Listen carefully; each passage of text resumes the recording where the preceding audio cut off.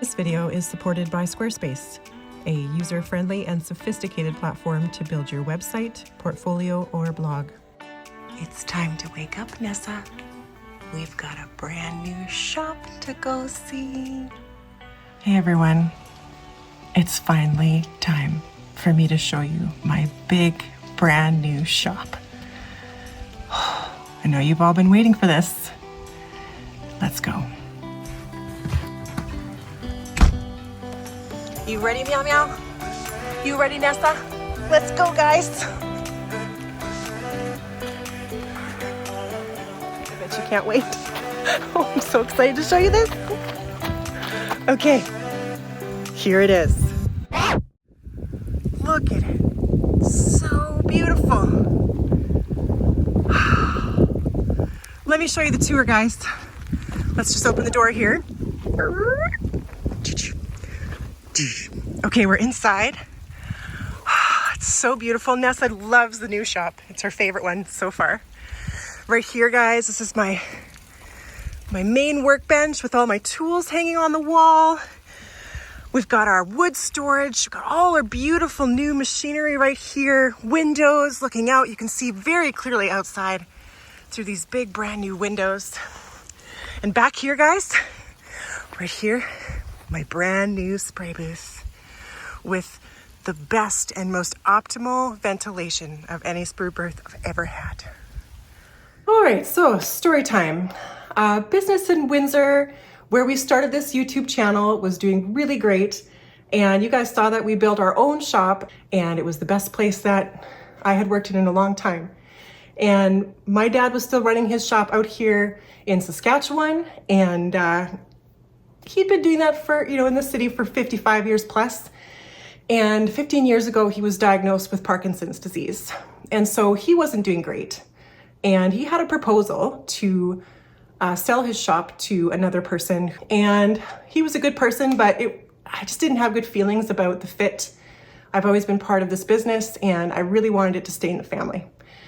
So we decided to move back home and take over, because I have this connection to my dad and to my family, and I really love doing this job. I think you guys can tell that.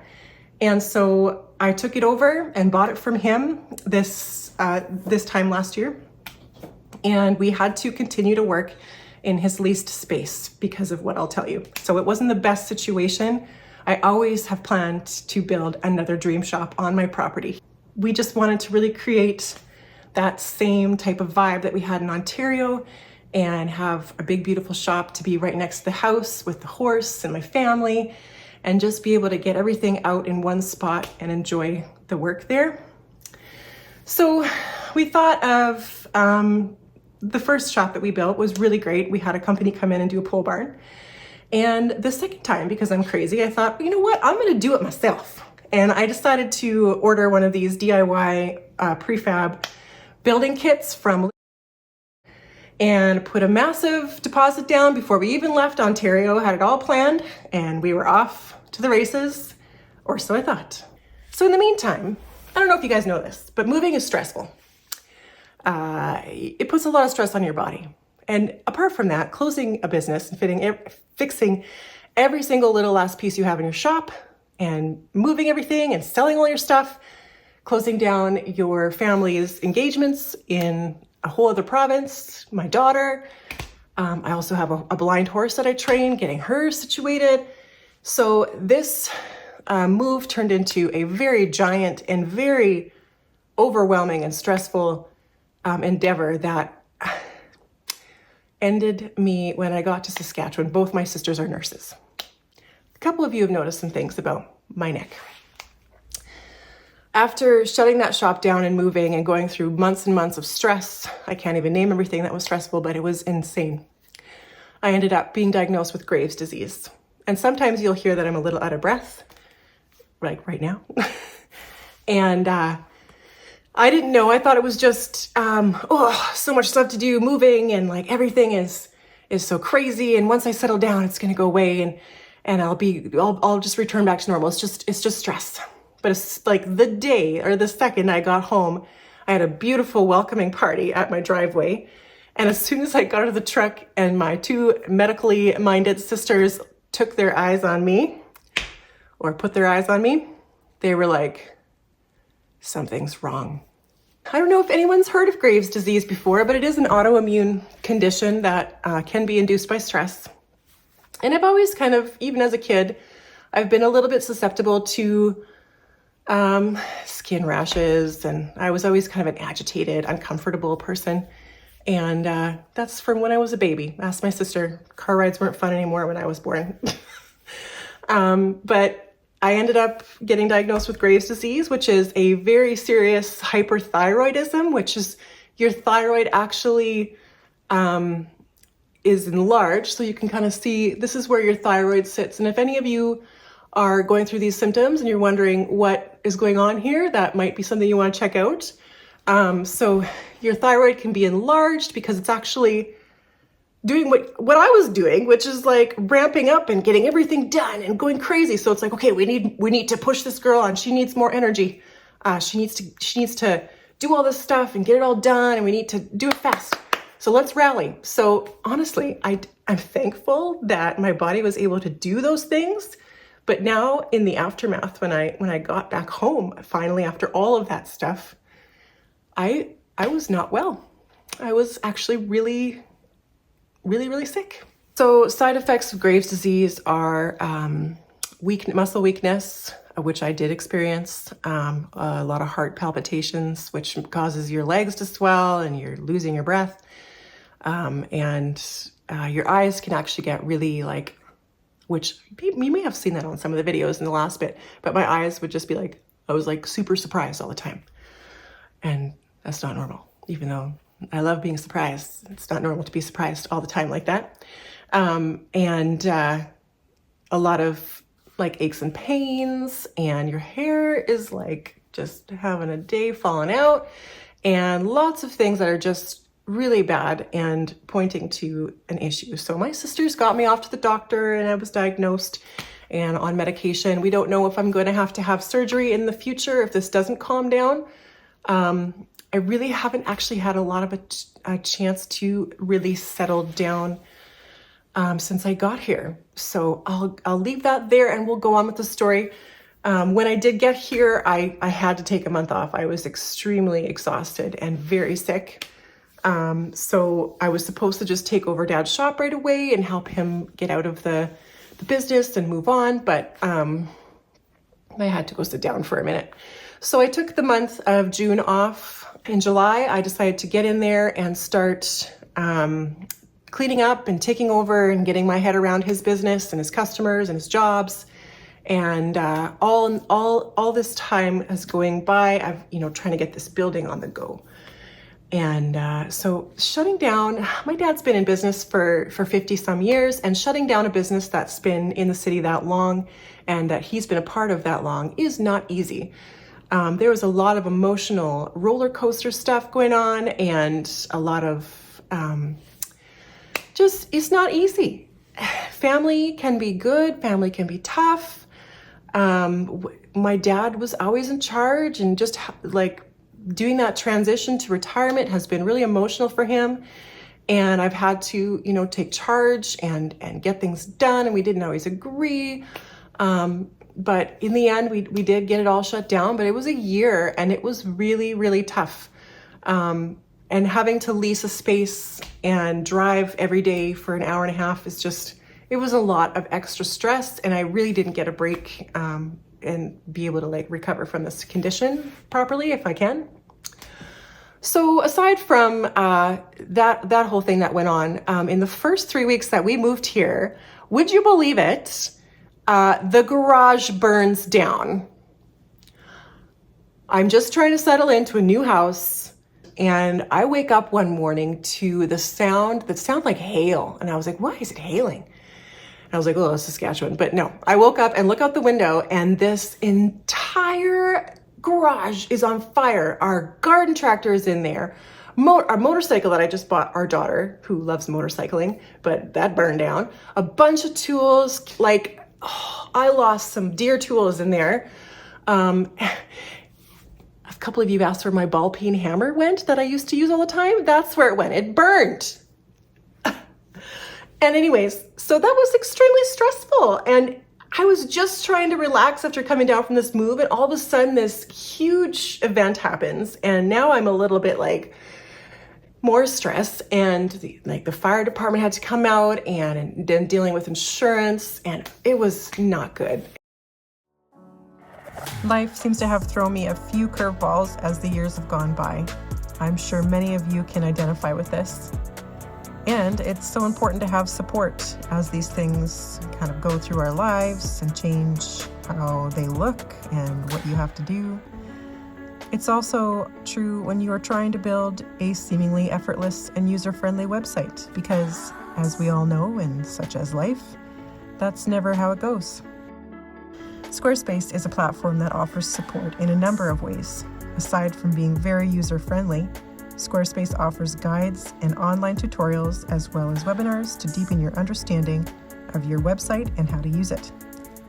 If you are still in need, Squarespace has an online community of people just like you who started a website, had questions, and they're ready to support you with what they've learned going through the process.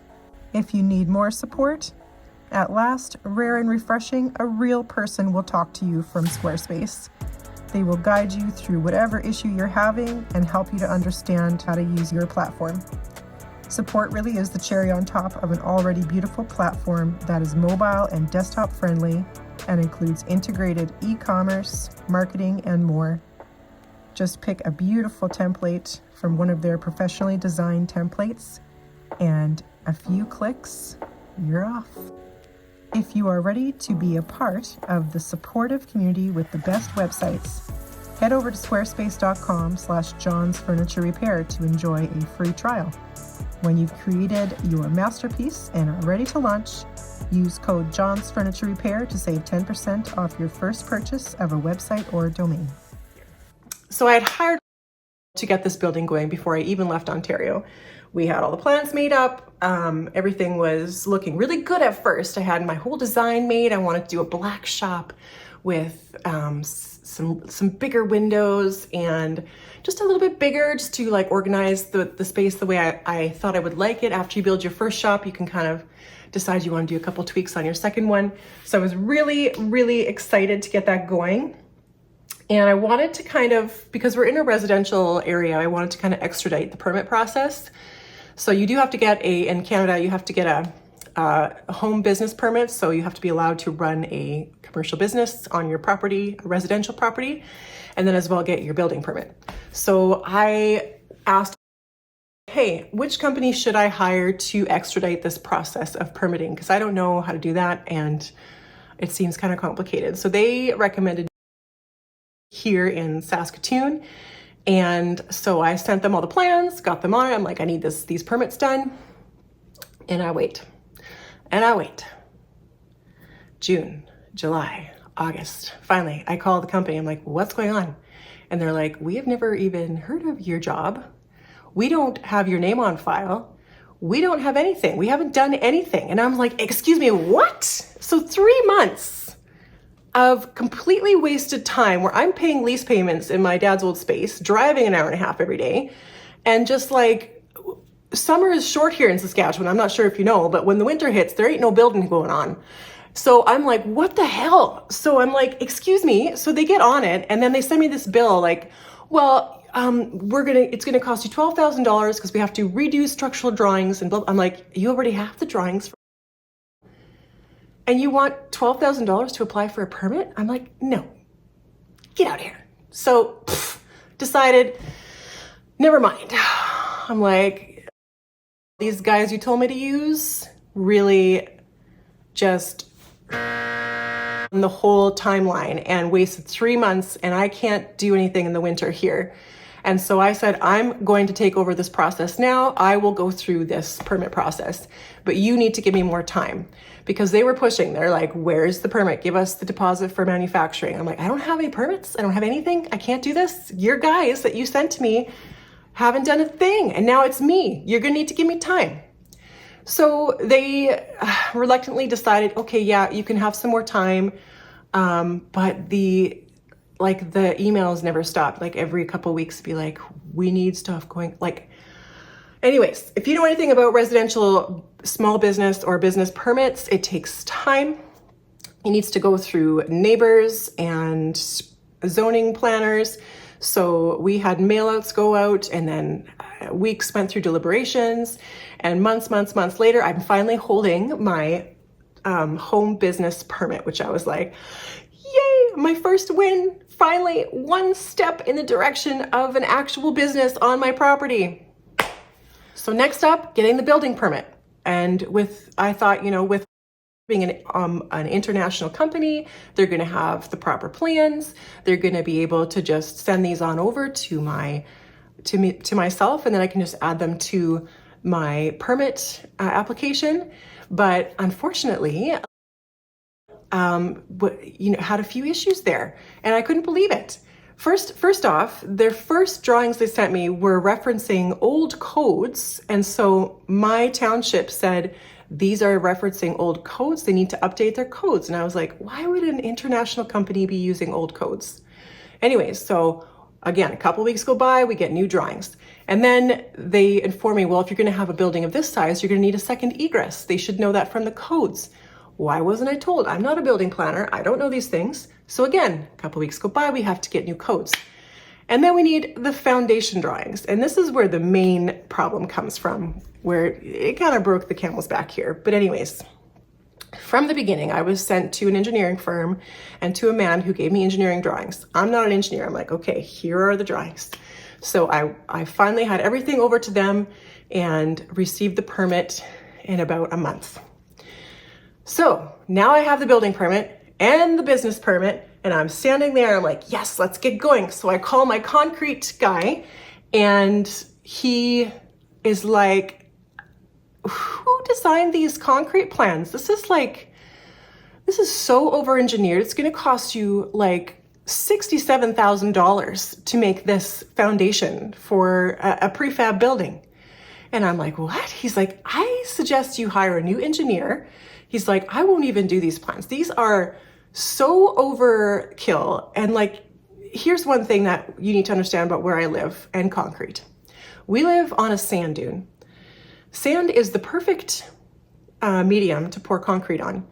He had us rated at a soil capacity that like a swamp could handle. So if you're building in a swamp, you're gonna need some serious construction to be able to like hold your foundations. If you're building on a sand dune, you pretty much just scrape off the top and pour on top because you've got a huge amount of structural integrity in your soil. So he had us rated at a swamp, and so over-engineered this huge, and then refused to take my calls, emails. And so I'm like, this guy that you sent me to do the foundation plans, like why is this happening? He doesn't understand where I live. He is like making up numbers to just like cover his butt. So he has an over-engineered concrete slab. And so I asked another engineer, he's like, well, yeah, I can do it, but it's gonna be another $4,000 to redo these plans. And then I'm like, guys, this is just absolutely not working all the time. All these months are going by. Every couple weeks, I'm getting threatening emails, or pushy emails, I should say, get your manufacturing deposit in or you're gonna be paying more money.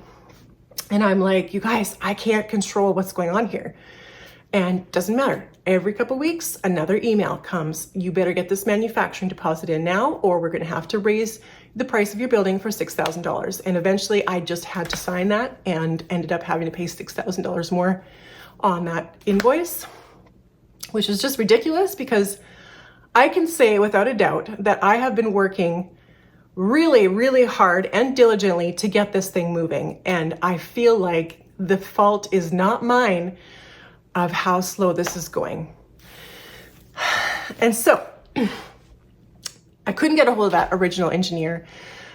Finally, I'm done with this. I don't want to do anything anymore. And he's like, okay, fine. I'm going to send you to this company, MK Engineering, which they were really wonderful. And they are a manufacturer of steel prefab forms for concrete slabs that can handle more weight. And he was really easy to work with, but again, came out to like over $60,000 for this slab. And I'm like, this is insane. So now it's like the building was just as much as my first building. On top of that, I've got concrete. And so I'm getting just like a shell of a building for the price of what I paid for my entire finished building in Ontario. And I'm like, this is way too expensive. I can't do this anymore. I just, like the engineering issues, the time issues, you made me like sign extra cash. And like, I'm not sure why they wanted to charge me more. Steel was at a 4-year low when they did this, and they hadn't built anything and they hadn't done anything in on my behalf at all yet. So it was just like, they're just getting pushy with me. But I didn't want to like throw out all of the work I'd done so far. So I ended up signing and sending the manufacturing deposit, even though I didn't have the foundation figured out yet. And I wish I hadn't done that. I wish I would have stopped it when I felt like I should have stopped it in the first place. And yeah, it's just, there was nothing to be done after that. I tried to get things figured out here in Saskatchewan with other engineers. And yeah, they were just like, if you don't sign this manufacturing deal, it's just going to keep going up. And I'm like, this is ridiculous. Like I haven't been able to figure out anything. Like I don't even know. And then on top of all this, guys, this building is now at this point twice the amount that my last building is that I had to build. And yes, like at the beginning, I told you I was building it myself. So twice the money and 100% more work. Ridiculous. And like maybe old Trina without Graves' disease would have been like, yeah, I can still do that. Like whatever, I'm a go-getter. I like to get things. But if there's one thing that Graves' disease forces you to do, it's slow down and take on less. So at this point, still way too much money, and still facing building this thing myself, I decided to say, that's it. It was like, I think another couple of things came in, like, oh, you also have to pay Saskatchewan taxes when it comes in. And there's these, customs, you have to pay customs per the bit. I'm like, why is it coming from the US? And that was it. I was like, that was just like the last thing that I was like, that's it. I am done. I don't care how much money I lose. I don't care what happens. I don't want to work with you anymore. And I don't want to build this building. Stop the manufacturing. I am done. And they said, okay, legal will be in touch. I called a Saskatchewan pole barn contractor, had an estimate in 2 days that was for half of the price of this thing, and I don't have to build it, and that's it. It was so easy. And I just feel like I wasn't helped at all, and it was just a terrible experience. It got worse and worse as it went along. So I've got that company on the way and working for me now. And the only problem is they can't build. They're booked up this summer, so it'll be fall. So the main issue is now, you know, I stand to lose over $40,000 with, and I worked really hard at diligently putting away money to build this shop, and that's a pretty big dent in the whole process. So, guys and gals, this is where I need your help. I have decided to call on my beautiful followers and start up a GoFundMe page to help me regain what I have lost. I don't want to make millions of dollars. I don't want to, you know, make more than I lost. I just want to get back what I lost from them. I am going to be appealing with try to get some money back, but I'm really not counting on it. They're a big company and I'm just little old me fixing a chair in a shop. So yeah, I think if I could do it all over again, we would be sitting in a brand new shop in that beautiful spot. But I think there are blessings ahead. I think there are beautiful things ahead. And I'm just so blessed every day by my followers and how engaged you are with the channel and the content. And I want to ask you to help. If you have been affected and blessed by this channel, if you had enjoyed the content, and if it's helped you with your own projects, I'm just going to ask that you, whatever you can, give to help me recoup these costs from. And I just hope that whatever, like it doesn't matter if you can give $1 or 50 cents or more. Like, I'm just going to try to see if I can call on my beautiful community and try to recoup some of these costs to get this dang shop built. So please and thank you for whatever you can do. And if it's a prayer, I'll take that too. So in the meantime, guys, yeah, I shut down my dad's shop, and I still have to fix furniture because I can't just not work. I'm not independently rich. So let me show you something disturbing. Follow me.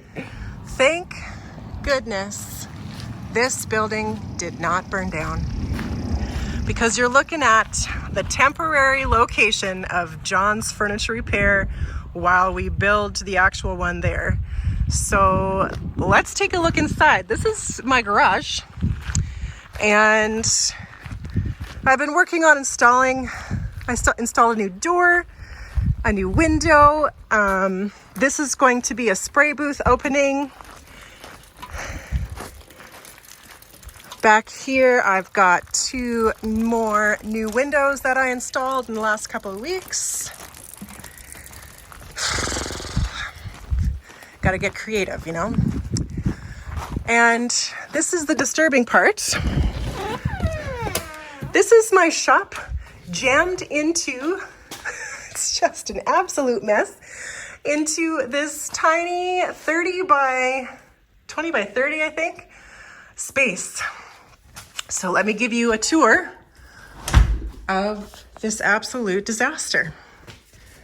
So, yeah, just, you know, we had some new lighting put in this garage space. There was a wall that divided that back half. We had that taken off. And then obviously I've been doing the windows and doors. We've got a little compressor tucked back there. Everything has just been thrown in here as we close down my dad's space. You'll recognize a lot of the tools and stuff that are here and our projects to be done, of course. A lot of this stuff is my dad's tools, as we sold a lot of things from our shop in Ontario. So I've just been starting on organizing this space. The man that we bought this place from had a lot of stuff that he left. I asked him if he could leave. He's got this funky old grinder here.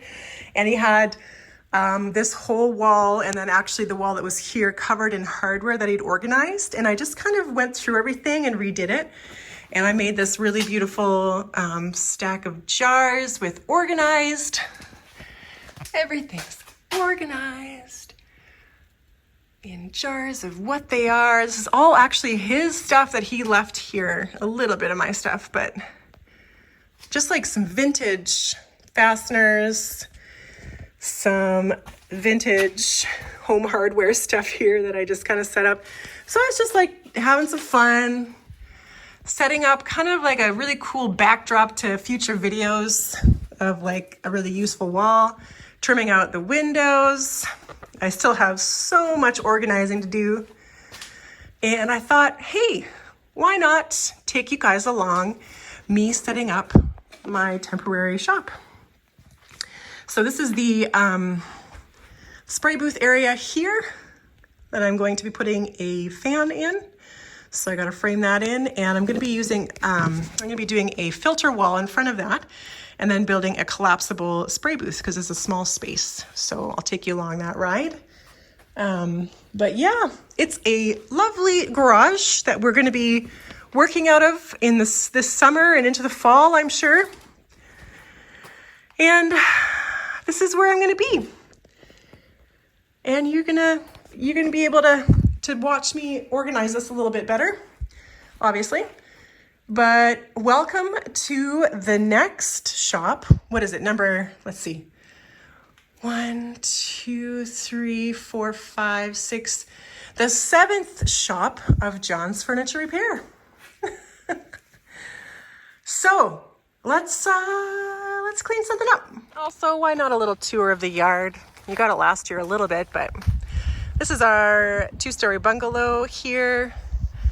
And it's been raining this year finally in Saskatchewan, so we've got a beautiful green landscape going on.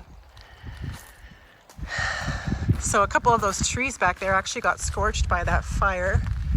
That, this whole garage was here. And we've got a little parking space. Everything's doing so lovely. And I've been working on fence that you can see back there for my horse to come home eventually in this tiny little trailer. We actually put a new well in last year because the old one was done. So we've got to hook up the manifold here, which goes to the garden, as well as the orchard, which is way over there. I'll show you that. So yeah, that's the field that my Mrs. Ellie is going to be living in. We've got some storage here because, as you see, we have 0 space in there. And this is our, it's going to be the tack shed and the garden shed.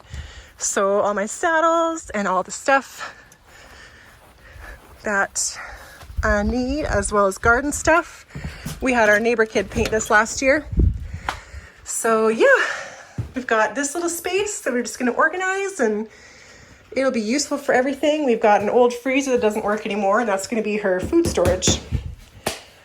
If you're an equestrian, you know. And this beautiful field of weeds and grass is our riding arena. We still have to finish that, but it's a nice sandy soil, so it's really easy just to pop up a riding arena in a relatively flat area. We've got some nice rain happening here in Saskatchewan. It's really a blessing. So this is what we worked on last year. We got this retaining wall up to kind of level this riding arena area here. And this is my garden. I've got everything planted this year. I put some straw down like a novice, and it grew barley, so I have to pick that out. But we've got lots of stuff growing. This year is a little slower than others. But it's I love gardening, and it's been such a lovely, peaceful thing for me. So this is our little walk down to the horse shelter, which is, storing some stuff as our garage is too full here. So it needs a little bit of work, but it'll do for a horse to just get out of the rain and whatnot. So my best crop here is weeds right now, but we've got potatoes planted here, and lots of sunflowers came up from last year, so I just left those. We've got some beans coming up here, and some rutabaga, which is my favorite vegetable. We got some more tomatoes there, some flowers, some butternut squash, my favorite, more tomatoes, kale, a tomato, lettuce, tomato, dill, cabbage, peppers, some herbs. We got little carrots coming up here. You get out of the way. I love carrots. So this whole row has got some carrots going. And we got some lettuces going here. Daisies are coming up. This is a Saskatchewan Concord grape plant, and it always does so well. And there are a lot of grapes. They usually come underneath. I'm going to put a trellis up here, but you can see all those little grapes coming in. We're going to have so many. They're delicious. And we got our strawberry patch. What do we got here? Oh, yes. Oh, somebody took a bite. That's okay. I'll still eat it. It's good to share. Yeah, so everything's coming along. This is actually asparagus. We let it go a little long, but there's always a new little shoot. Asparagus gets massive when it seeds out. Let's see if I can find a little one. Let's Oh, nothing yet. But you can actually just eat these ones. They're still really good. So this is my happy place. So I'm gonna put all this mulch in there too, just to cover some of the paths. So let me take you over to a little oasis that we've made this year, me and my sister. Okay, so entering our little courtyard here that we have. We've got a little barbecue and sitting area here with some flowers that my sister planted and some beautiful creeping Virginia, little fire table. That's a really nice place to sit in the evening with a glass of wine. And we built this little rock path this year that goes out to the trucks where we park. And my sister planted all these beautiful flowers this year, peonies and hostas and hydrangeas, some lilies that were growing here already. It's just going to be beautiful. And then we did this entire fun area for the kids and for us. We did all this. It was just a giant weed patch in here, and everything was overgrown. This whole area, there was like a tree in the middle, 4 sections of garden. It was just all overgrown. So we collected these rocks from in here. There were some rock paths. We recycled them here and then from everywhere else, and redid this whole area into like kind of an organic rock patio. Picked up some nice loungers to do poolside sitting at, and just flattened everything and planted more nice plants with some mulch. And we just had a pool party yesterday, or Sunday, and it was lovely. Had all the kids in there. We made a whirlpool running in one direction. It was so fun. So we got this all cleaned up. We've got some beautiful creeping clematis, and everything is just doing really well this year with all the rain. Such beautiful plants. Look at these roses. This is such a lovely little garden. I love this little vine going up over this gate. And you've got a little sitting area there. You can get out of the rain or the sunshine right here.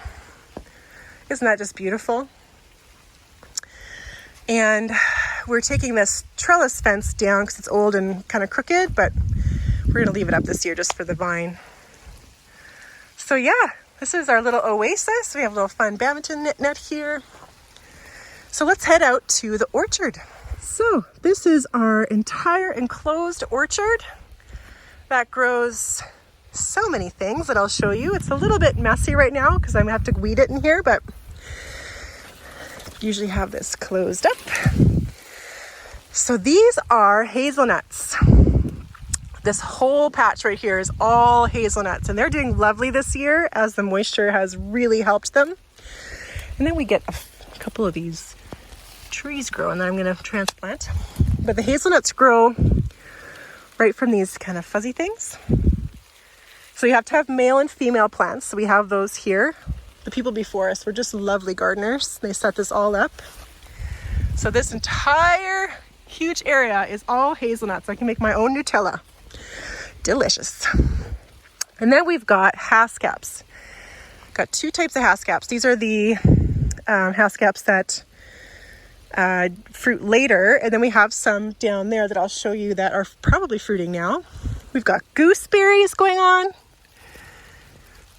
all in this row. We also have currants in this row, and red and black currants, and then Nanching cherries over there. And then we've got our raspberry patch, which I think I needed to trim more last year, but that's okay. It'll still make raspberries. But that is all raspberries there. And these are all the weeds I have to cut. Yikes. That's okay. I like doing this kind of stuff.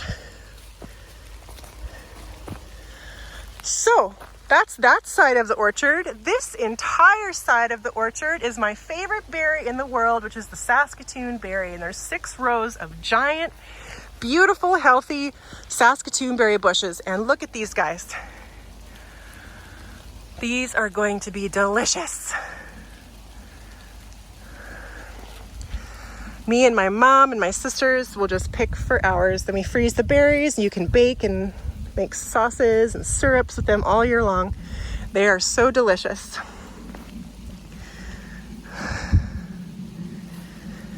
And then unfortunately a giant tree grew back there, which isn't that great.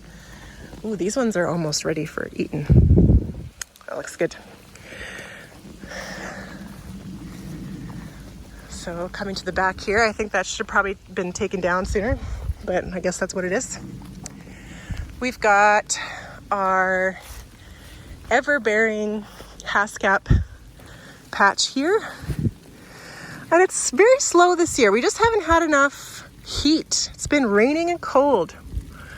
So I really haven't seen any berries this year from this guy, which is really weird because last year it was just hanging full of the stuff.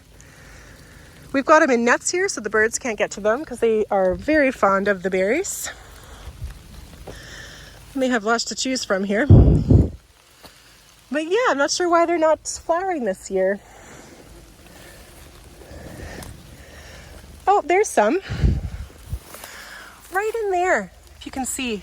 They're like a between a grape and a strawberry. That's what they taste like. But they're a little more tart. Wish I could have flavor vision here. I could like get you to taste one. But that's very interesting that that's the only ones I can see here so far. Must be something in there munching on them. There's a couple more down there. Let's see if I can get one out so I can show you close up. Look at these guys. So there they are. Those are haskap berries, and they're actually really wonderful anti-inflammatory and just really, really a lot of health benefits. Look it up. And they're delicious. Yummy. No wonder something's eating them. All right. Yeah, so here's some of the smaller hazelnuts trees that are back here. And always the good old plastic garden chair. But that is another one of my very, very happy places in this yard. So thanks for joining me on this different video and listening to my story. And if you can support me as I try to build this dang shop, that would be so good. But yeah, thank you so much just for being here. And if you feel more comfortable on Buy Me a Coffee, then GoFundMe, go ahead and do that. It's the same thing. I just wanted to kind of set up a separate platform for this very reason. So thanks so much, guys. You're always the best. Maybe I'll go for a swim later if the sun comes out. All right. Love you guys. Take care.